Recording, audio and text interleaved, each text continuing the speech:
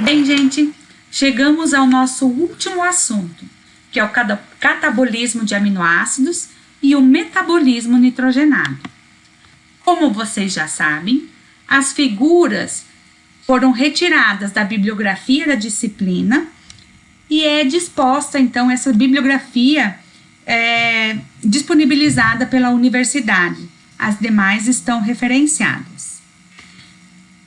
Hoje, nós estudaremos o catabolismo de aminoácidos, que através da degradação oxidativa faz uma contribuição significativa para a liberação da energia metabólica, certo?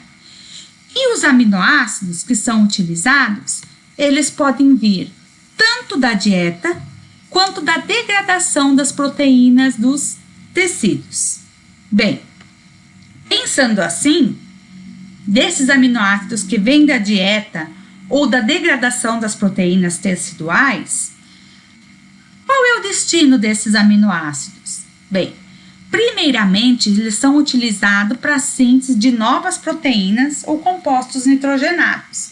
E uma vez que eles não podem ser armazenados, assim como acontece com carboidratos ou lipídios, uma parte é utilizada como fonte de energia metabólica. Nesses slides aqui, nós temos a fórmula geral dos aminoácidos, certo? E quando vocês olham para essa fórmula geral, qual é a diferença que vocês percebem em relação à fórmula de carboidratos ou de um ácido graxo? O que tem de diferente aqui? Já perceberam? É a presença desse grupamento amino. Então, antes de utilizarmos o esqueleto de carbono dos diferentes aminoácidos, a primeira coisa que precisa acontecer é a remoção desse grupamento amino, ok? Aqui nessas tabelas, nós temos os aminoácidos que são essenciais, ou seja, que precisamos obtê-lo através da nossa dieta, como é o caso de alguns ácidos graxos, e os aminoácidos não essenciais. E dentre esses aminoácidos, 4 desempenham uma função central no metabolismo do nitrogênio e são facilmente convertidos em intermediários do ciclo de Krebs. Vocês já sabem quais são? Já tem alguma ideia? Sim, um deles é a alanina. Temos também o aspartato, o glutamato e a glutamina. Prestem atenção nesses 4 aminoácidos. No estado alimentado, as proteínas da nossa dieta são digeridas, são quebradas e nós absorvemos então os aminoácidos. Esses aminoácidos, eles chegam primeiramente no fígado através da veia portal hepática.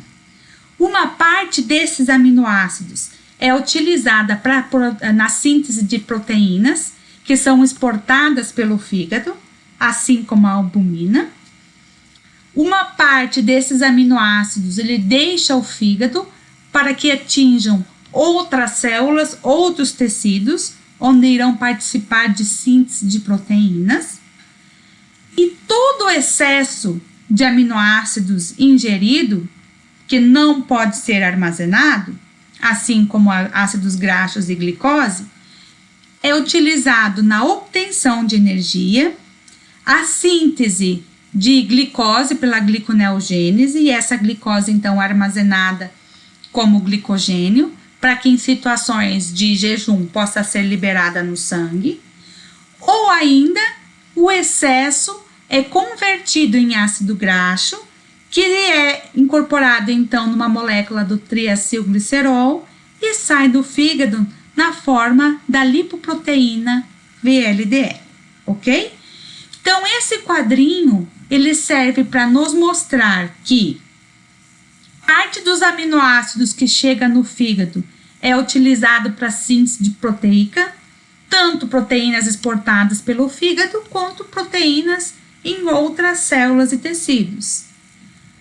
E o excesso é utilizado na obtenção, na síntese de glicose, de triglicerídeo, ou então na obtenção de energia. Já no estado de jejum, as proteínas, principalmente do músculo, elas são degradadas e uma parte desses aminoácidos, eles são liberados diretamente no sangue. Outros aminoácidos são parcialmente oxidados. No entanto, como utilizou o seu esqueleto de carbono, o grupamento amino é retirado e ele precisa chegar até o fígado. E ele chega ao fígado na forma de glutamina ou alanina. Posteriormente, nós iremos ver como eles chegam nessa forma aqui no fígado e o que acontece, tá bom? E é assim, desse jeito, né, que a alanina, o principal aminoácido que é utilizado na gliconeogênese, chega até o fígado. Então, vamos lá. Nos animais, os aminoácidos, eles podem sofrer degradação oxidativa em 3 situações específicas, tá bom? Uma é durante o turnover normal das proteínas, é aquela síntese e degradação que acontece normalmente, uma vez que 1 a 2% de todas as nossas proteínas teciduais, elas são degradadas e ressintetizadas a cada dia. E aproximadamente 75% desses aminoácidos, eles são reutilizados para a síntese de novas proteínas. E uma vez que o excesso de aminoácidos livres não pode ser estocados, e então o que não é utilizado, incorporado numa nova proteína, é rapidamente degradado. Outra situação em que acontece essa degradação oxidativa é quando se tem uma dieta rica em proteínas, como falado anteriormente. Todo aquele aminoácido ingerido em excesso, que não é utilizado para a síntese de uma nova proteína, ele é catabolizado, uma vez que os aminoácidos livres, eles não podem ser estocados. E durante o jejum prolongado ou um diabetes mellitus descompensado, quando os carboidratos ou não estão disponíveis ou não podem ser utilizados adequadamente, as proteínas celulares são utilizadas como um combustível. E então, gente, em todas essas situações, para a gente separar o esqueleto de carbono, seja das proteínas teciduais ou proteínas advindas da alimentação, nós precisamos separar o grupamento amino. E aí, então, o esqueleto de carbono, que na verdade é um alfa-cetoácido, uma vez que os nossos aminoácidos, eles são alfa-aminoácidos, eles são convertidos principalmente em intermediários do ciclo de Krebs, para poderem ser oxidados ou então convertidos numa molécula de glicose. E o grupamento amino, ele é utilizado na biossíntese de novos aminoácidos, nucleotídeos e outras aminas biológicas. No entanto, todo aquele excesso é convertido em ureia no ciclo da ureia. Esse ciclo da ureia, ele ocorre apenas no fígado, tá bom? Já essa degradação do esqueleto de carbono, ela pode ocorrer em outros tecidos.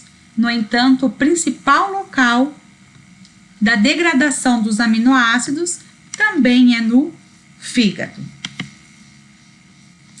Então, vamos lá, gente. O primeiro passo para o catabolismo dos aminoácidos, que a gente vê aqui nesse slide anterior, ó, é a remoção desse grupamento amino, tá bom? E isso acontece através de reações de transaminação, que são reações de transferência do grupamento amino. O principal local onde ocorrem essas reações de transaminação é o fígado. Por quê? Porque o fígado é o principal local de degradação dos aminoácidos. É o principal, mas não é o único, tá certo? Então, gente, a função dessas reações de transaminação é coletar o grupamento amino na forma do aminoácido glutamato. Então, essa é a função, tá bom? Então, aqui nessas reações de transaminação, não há perda do grupamento amino, e sim é uma reação de transferência de grupamento amino, tá? Transferência. Vamos lá. Nessas reações de transaminação, o grupamento alfa-amino é transferido para o carbono de um alfa-cetoácido, produzindo o respectivo alfa-cetoácido análogo ao aminoácido doador, tá bom? Então, nessas reações, vou falar de novo, não ocorre a perda de grupos aminos, ocorre sim a transferência. Então, o aminoácido, ele chega para ser degradado, o esqueleto de carbono, diferentes funções, e ele doa o grupamento amino para um alfa-cetoácido, que geralmente é o alfa-cetoglutarato, tá bom? E aí, então, esse alfa-cetoglutarato, quando recebe o grupamento amino, ele é convertido em glutamato. Então, gente, o efeito dessas reações de transaminação, de transferência, é coletar os grupamentos amino dos muito aminoácidos diferentes na forma de apenas um, que é o glutamato. Mas por que o glutamato? Porque o glutamato, ele funciona como um doador do grupamento amino para as vias biosintéticas ou então para as vias de excreção que leva à eliminação dos grupos nitrogenados que são oriundos do catabolismo. As enzimas que fazem essa transferência do grupamento amino são chamadas de transaminases ou aminotransferases. E as células, elas contêm diferentes tipos de aminotransferases. A maioria é específica para o alfa-cetoglutarato como aceptor do grupamento amino. Mas eles diferem na sua especificidade para o aminoácido doador do grupamento amino, certo? E então essas enzimas, elas recebem o nome de acordo com o aminoácido que irá doar o grupamento amino para o alfa-cetoglutarato. Por exemplo, se o aminoácido doador do grupamento amino for a alanina, que será então utilizada na gliconeogênese, o nome da enzima que faz a transferência do grupamento amino da alanina para o alfa-cetoglutarato se chama alanina aminotransferase. Essas reações de transaminação, elas são reversíveis, ok? E todas as aminotransferases, elas têm o mesmo cofator enzimático, que é o piridoxal fosfato, que é derivado da vitamina B6 e está ligado covalentemente à enzima e funciona como um transportador intermediário de grupos aminos no sítio ativo das aminotransferases. Então, vou explicar para vocês como isso acontece, tá bom? Então, vamos supor, então, que a alanina, ela chegou lá no fígado para ser utilizada para gliconeogênese. Então, a alanina, que é esse alfa-aminoácido, vai entrar em contato com o sítio ativo da aminotransferase e irá deixar o grupamento amino ligado ao piridoxal-fosfato. E aí vai sair o seu esqueleto de carbono, tá bom? No caso da alanina, o esqueleto de carbono é o piruvato. E aí, então, o alfa-cetoglutarato chega ao sítio ativo da aminotransferase e recebe esse grupamento amino que está ligado ao piridoxal-fosfato e sai na forma de glutamato. Comparem o esqueleto de carbono do alfa-cetoglutarato e do glutamato para ver, ó, difere apenas aqui, presença do grupamento aminoácido. Aqui, essa dupla ligação com o oxigênio, formando então um alfa-cetoácido, que nesse caso é o alfa-cetoglutarato, ok?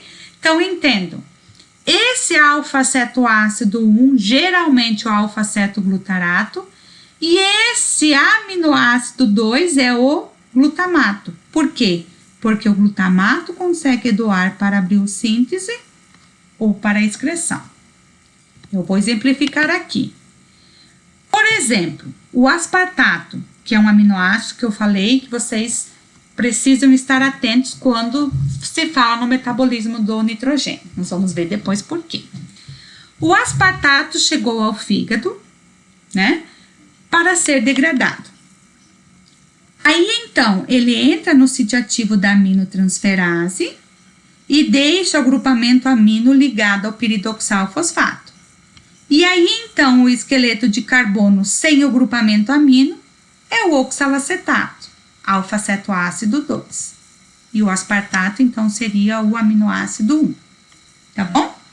E aí, então, chega o alfa-cetoglutarato, que recebe o grupamento amino que está ligado ao piridoxal-fosfato, e quando ele recebe esse grupamento amino, ele é convertido a glutamato. Então, alfa-cetoácido 1, aminoácido 2. O nome dessa aminotransferase que fez essa transferência do grupamento amino é aspartato aminotransferase. Já nesse outro exemplo, aqui, a alanina é o aminoácido 1, deixa o grupamento amino ligado ao piridoxal-fosfato e sai na forma, o esqueleto de carbono, de piruvato, que é esse alfa-cetoácido 2. E aí, então, o alfa-cetoglutarato, né, chega ao sítio ativo da aminotransferase, recebe o grupamento amino, que estava ligado ao piridoxal-fosfato, e quando ele recebe o grupamento amino, ele é convertido em glutamato. Como o aminoácido doador aqui foi alanina, o nome dessa aminotransferase é alanina aminotransferase. E aí, então, gente, como falado anteriormente, essas aminotransferases, elas diferem na especificidade do substrato, que é o quê? O aminoácido doador. Mas vocês viram que o aceptor delas, dessas aminotransferases, em sua grande maioria é o alfa-cetoglutarato, para ser convertido em glutamato.